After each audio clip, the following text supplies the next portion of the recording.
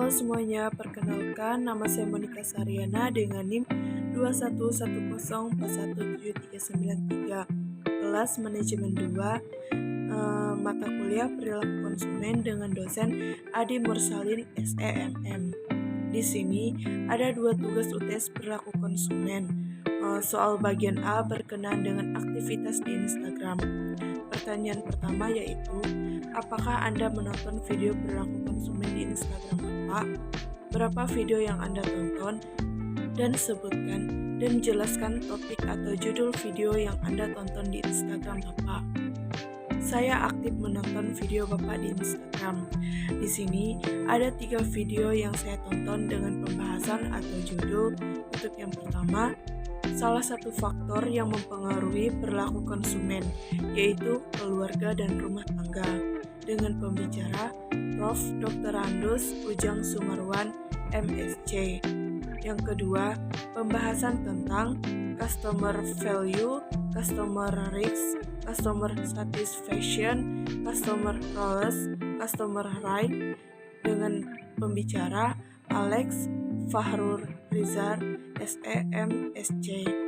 Yang ketiga, pembahasan tentang proses pengambilan keputusan konsumen atau consumer decision making process, dengan pembicara Limya atau Rinta Oktora, MSI, MSc.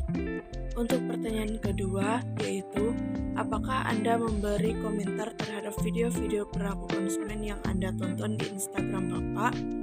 Berapa jumlah video perilaku yang Anda komen? Dan jelaskan isi dari komentar mengenai video-video perilaku konsumen yang Anda tonton.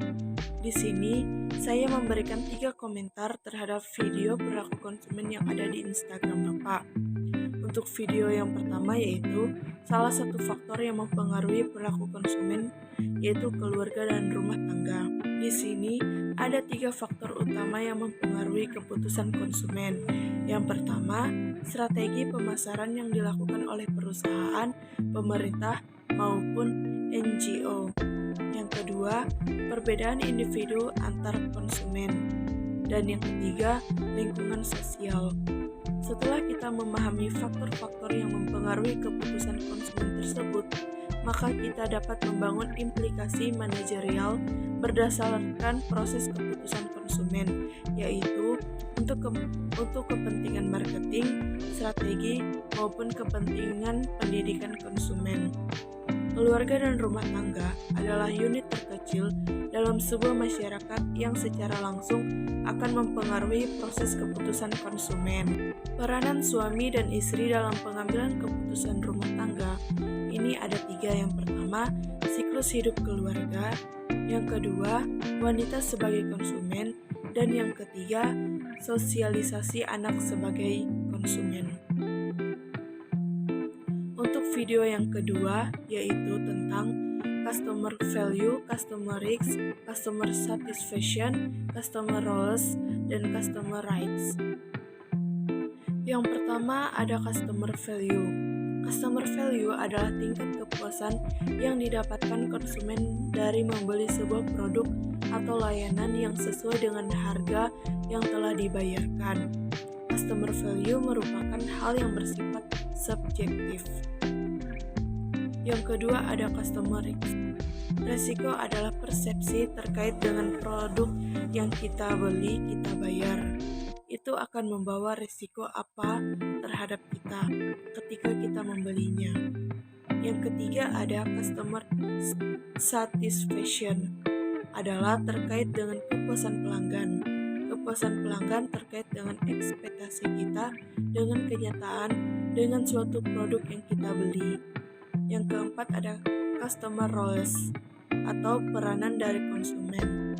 Dalam teori faktor Kotler adanya buyer, decider, influencer, consumer, dan kalau di dalam Asile terdapat user, buyer, dan buyer. Yang kelima ada customer rights terkait dengan hak dari konsumen. Selanjutnya, video yang ketiga yaitu proses pengambilan keputusan konsumen atau Consumer Decision Making Process.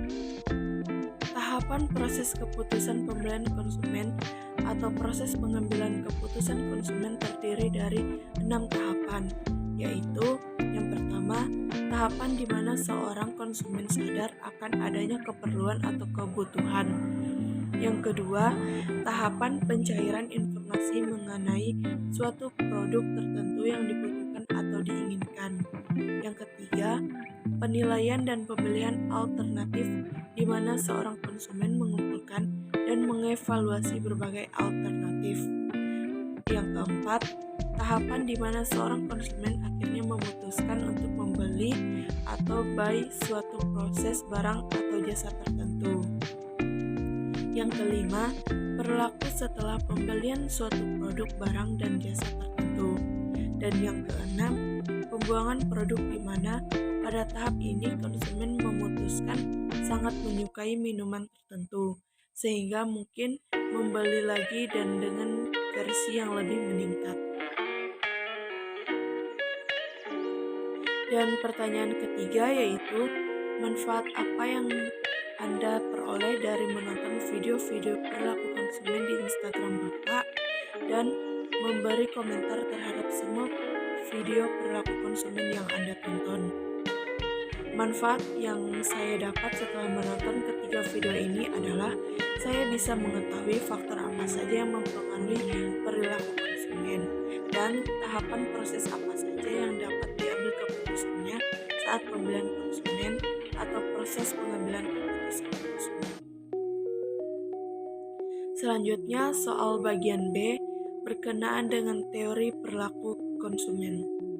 Soal yang pertama, jelaskan apa hubungan antara motivasi kebutuhan. Motivasi adalah faktor pendorong dalam diri individu yang mendorong mereka untuk bertindak. Setelah termotivasi, kebutuhan yang diinginkan pun dapat sesungguhnya dirasakan. Karena semakin kuat kebutuhan seorang, akan semakin kuat juga motivasi kerjanya. Soal yang kedua, faktor-faktor apa saja yang mempengaruhi keputusan pembelian suatu produk. Beberapa faktor umum yang dapat mempengaruhi keputusan konsumen saat membeli barang. Yang pertama, akses yang mudah. Yang kedua, tampilan toko dan produk.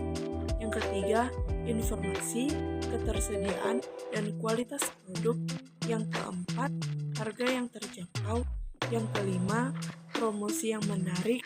Yang keenam, komunikasi yang mudah dimengerti. Yang ketujuh, melihat review dari pembeli lain. Yang ke-8, pelayanan yang berkualitas. Dan yang ke-9, waktu pengiriman barang tersebut. Selanjutnya soal nomor 3, jelaskan apa perbedaan antara konsumen yang rasional dengan konsumen yang tidak rasional.